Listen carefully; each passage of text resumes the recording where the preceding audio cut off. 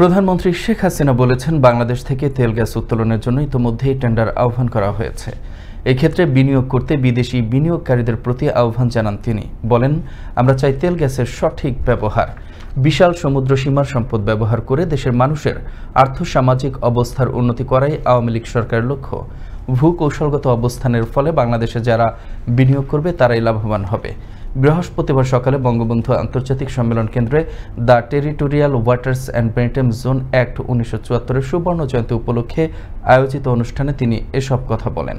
সম্ভাবনাময় সুবিশাল একটা অর্থনৈতিক এলাকা পেলাম, যা আমাদের দেশের অর্থনীতিতে অনেক অবদান রাখতে পারে। আমাদের ভৌগোলিক অবস্থানে যারাই বিনিয়োগ করবেন তারা লাভবান হবেন এবং ব্যবসা বাণিজ্যের অপার সম্ভাবনা সুযোগ সৃষ্টি হবে। বাংলাদেশকে আগামীতে 2041 সালের মধ্যে স্মার্ট বাংলাদেশ হিসেবে গড়ে তুলব।